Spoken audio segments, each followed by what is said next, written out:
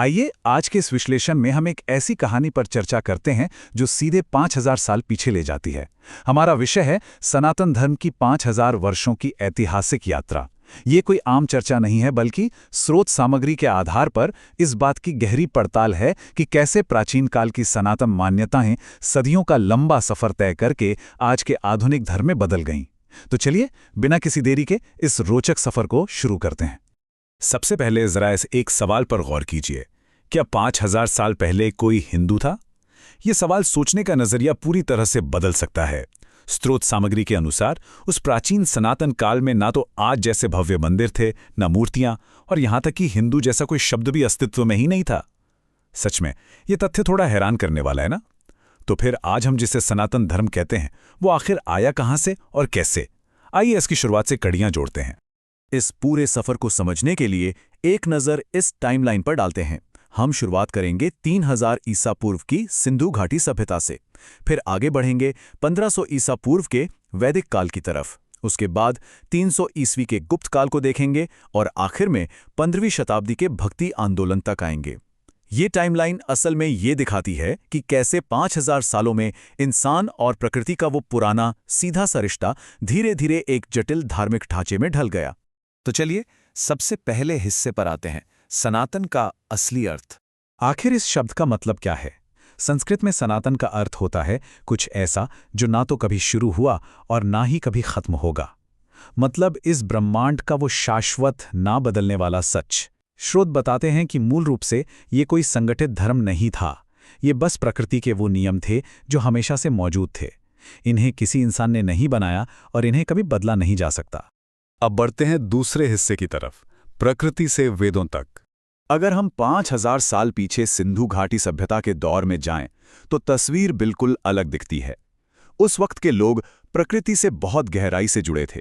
जैसे सूरज निकलता है, बारिश होती है जिससे फसलें उगती हैं, इन सब का उनकी जिंदगी पर सीधा असर था। इसीलिए नदियों, सूरज और बारिश को पूजा जाता था। पशु पक्षियों को प्रतीक माना जाता था। और सबसे खास बात पता है क्या है? उस दौर में कोई मंदिर नहीं थे, कोई मूर्तियां नहीं थीं, यहां तक के इंसानी रूप वाले भगवान भी नहीं थे। बस प्रकृति की अदृश्य शक्तियां थीं जिनकी आराधना होती थी। तो फिर ये प्राकृतिक मान्यताएं आज के ग्रंथों में कैसे बदल गईं? इसका एक बड़ा स्पष्ट क्रम रहा है। सबसे पहले प्राचीन मुनियों ने प्रकृति के इन अटल नियमों को बहुत करीब से देखा और समझा। उन्होंने इस ज्ञान को याद रखा और बोल बोलकर अपनी आगे की पीढ़ियों तक पहुंचाया। इसे श्रुति कहा गया, यानी सुना गया ज्ञान। और फिर अंततः इसी सुने हुए ज्ञान को लिखित रूप दिया गया, जिसे आज हम वेद कहते हैं। वेदों के बारे में बात करें तो इनमें सबसे पुराना है ऋग्वेद। इसमें ब्रह्मांड के रहस्य और इंद्र, अग्नि, वरुण जैसी प्राकृतिक शक्तियों की स्तुतियां हैं। इसके बाद यजुर्वेद आया, जिसकी धुरी यज्ञ और कर्मकांड थे। सामवेद में संगीत और मंत्र शामिल थे, जबकि अथर्ववेद में जीवन जीने के नियम और चिकित्सा का जिक्र था। यहां ध्यान देने वाली बात यह है कि इस दौर में भी मंदिर जैसी कोई चीज नहीं थी। धर्म पूरी तरह से खुले आसमान के नीचे होने वाले यज्ञों पर आधारित था। लेकिन वैदिक काल के दौरान समाज में एक बहुत ही बड़ा बदलाव भी आया। शुरुआती वक्त में जो वर्ण व्यवस्था थी वो कर्म पर आधारित थी। इसका मतलब है कि कोई भी व्यक्ति अपने हुनर और काम के हिसाब से अपना वर्ण बदल सकता था, जैसे ऋषि वाल्मीकि और विश्वामित्र ने किया। पर स्रोत स्पष्ट करते हैं कि वेदकाल खत्म होते होते ये व्यवस्था धीरे धीरे जन्म पर आधारित हो गई और काफी कठोर हो गई, जिससे समाज में सामाजिक स्तरीकरण और भेदभाव बढ़ने लगा। यहां से हम तीसरे हिस्से में प्रवेश करते हैं, उपनिषद और पुराणों का युग। 1200 ईसा पूर्व आते आते हालात काफी बदल चुके थे। यज्ञ इतने जटिल और इतने महंगे हो गए थे कि एक आम किसान, मजदूर या व्यापारी के लिए उनमें शामिल होना लगभग नामुमकिन सा हो गया। अध्यात्म का यह रास्ता बस राजाओं और अमीरों तक सिमट कर रह गया था। ऐसे में समाज को अब ईश्वर से जुड़ने के लिए एक ऐसे तरीके की जरूरत थी जो सबके लिए खुला हो, सबकी पहुंच में हो। और ठीक इसी वक्त उपनिषदों की रचना होती है। लगभग 500 ईसा पूर्व ऋषियों ने जीवन और मृत्यु के गहरे सवालों पर विचार किया और ब्रह्म का विचार सामने रखा। ब्रह्म यानी एक ऐसी निराकार, सर्वव्यापी ऊर्जा जिसने इस पूरे ब्रह्मांड को बनाया है।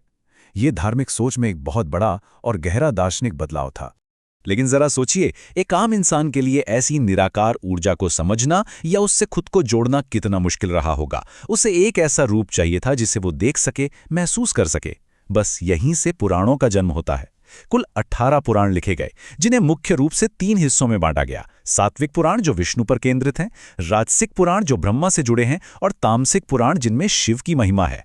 एक आम जनमानस के लिए उस एक ब्रह्मांडीय ऊर्जा को समझाने के लिए उसे 3 अलग-अलग रूपों में बांट दिया गया, जिसे आज हम त्रिमूर्ति कहते हैं।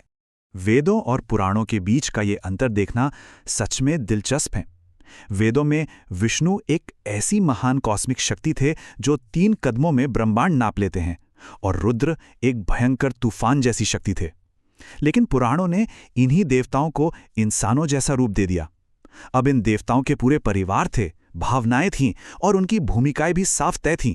कोई रचयिता है, कोई पालनहार है, तो कोई संहारक।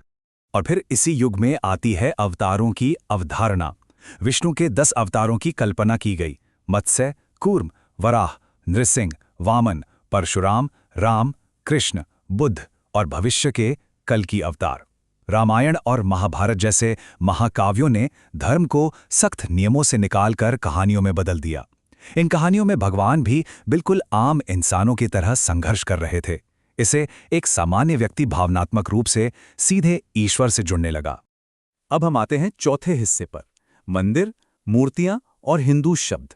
करीब 300 ईस्वी में जब गुप्त काल आया, तब सनातन धर्म को एक बहुत बड़ा राजशाही समर्थन मिला। ये वो दौर था जब पहली बार पत्थरों के बड़े बड़े और भव्य मंदिर बनने लगे। मूर्ति पूजा पूरी तरह से मुख्य धारा की प्रथा बन गई। प्राचीन काल में जो अग्नि यज्ञ खुले में होते थे, उनकी जगह अब इन मंदिरों के भीतर होने वाली पूजा ने ले ली थी। अब वापस उसी सवाल पर आते हैं जो शुरू में किया गया था। ये हिंदू शब्द आखिर आया कहां से? इसका इतिहास काफी रोचक है। असल में सिंधु नदी के आसपास रहने वाले लोगों को फारसियों ने 8वीं शताब्दी के आसपास हिंदू कहना शुरू किया था। यह सिर्फ एक भौगोलिक पहचान थी, ज्योग्राफी से जुड़ा था। इसका किसी प्राचीन धर्म से कोई लेना देना नहीं था। बाद में अरबों, तुर्कों और मुगलों ने भी इसी शब्द का इस्तेमाल किया, और फिर सदियों तक यही शब्द चलते चलते धीरे धीरे एक कठोर धार्मिक पहचान बन गया। चलिए अब देखते हैं इस विश्लेषण का 5वां हिस्सा, भक्ति आंदोलन की क्रांति। 15वीं शताब्दी आते आते सोच में एक जबरदस्त क्रांति आई, जिसे भक्ति आंदोलन कहते हैं। इस आंदोलन ने स्पष्ट घोषणा की कि ईश्वर को पाने के लिए ना किसी मंदिर की जरूरत है, ना मूर्ति की, और ना ही किसी महंगे कर्म कांड की। जरूरत है तो बस सच्चे प्रेम और शुद्ध भक्ति की। इस एक विचार ने आध्यात्म को हर वर्ग, हर जाति यानी सबके लिए पूरी तरह से सुलभ और आसान बना दिया। इस पूरी भावना को अगर एक लाइन में समझना हो तो संत कबीर का वो मशहूर दोहा याद आता है, माला फिरत जुग भया फिरा न मन का फेर। इसका सीधा सा मतलब है कि सदियों तक बाहर से धार्मिक दिखने या हाथ में माला जपने से कुछ हासिल नहीं होता, जब तक इंसान के भीतर का मन न बदले।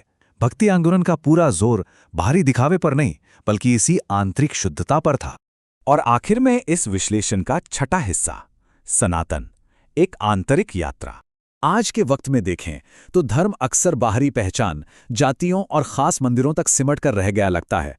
लेकिन जैसा कि इस पूरी स्रोत सामग्री के विश्लेषण से स्पष्ट होता है, सनातन का मूल स्वभाव तो कुछ और ही है। उसका मूल स्वभाव है लगातार बदलाव के साथ ढलना, उसका लचीलापन और बाहरी रीति रिवाजों के बजाय सत्य की एक निरंतर आंतरिक खोज। तो ये पूरा सफर एक बहुत ही गहरे सवाल के साथ हमें छोड़ जाता है। क्या धर्म दरअसल एक बाहरी पहचान या लेबल भर है, या फिर ये अपने भीतर उस शाश्वत सच को ढूंढने की एक यात्रा है? सनातन का ये 5000 साल का लंबा इतिहास यही सिखाता है कि असली सफर बाहर नहीं बल्कि भीतर है। ज्ञान और इतिहास की इस खोज में साथ जुड़े रहने के लिए बहुत बहुत शुक्रिया।